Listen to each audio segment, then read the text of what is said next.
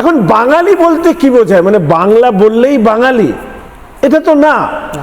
বাংলাদেশ থেকে যারা এখানে আসছে অনুপ্রবেশকারী রোহিঙ্গা, তারা আজকে ভারতবর্ষের অঙ্গরাজ্য পশ্চিমবঙ্গে তৃণমূল কংগ্রেসের নির্বাচিত জনপ্রতিনিধিদের দ্বারা ভুয়ো পরিচয়পত্র বের করে ভারতবর্ষের বিভিন্ন স্থানে কাজের সন্ধানে ছুটে যাচ্ছে, এবং তাদের কারণেই পশ্চিমবঙ্গের জন্মসূত্রে হিন্দু, ভাষায় বাংলা এবং জন্মসূত্রে মুসলিম, ভাষা যারা বাংলা বলে তাদেরকে বিড়ম্বনায় পড়তে হচ্ছে।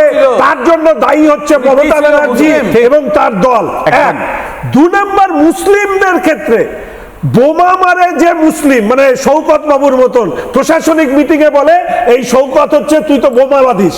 এই শওকতরা হচ্ছে তৃণমূল কংগ্রেসের সম্পদ। শওকত, শাহজাহান, জাহাঙ্গীর এরা হচ্ছে সম্পদ। প্রান্তিক মানুষ, দরিদ্র মুসলিম, তারা হচ্ছে ধর্মের নামে ভোট ব্যাংক এই তৃণমূল কংগ্রেসের কাছে।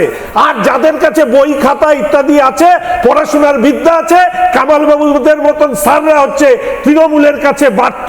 ফলে এই যে তৃণমূল কংগ্রেসের মুসলিমদেরকে নিয়ে যে ভোটের রাজনীতি, এই রাজনীতি পশ্চিমবঙ্গটাকে একেবারে শ্মশানে পরিণত করছে।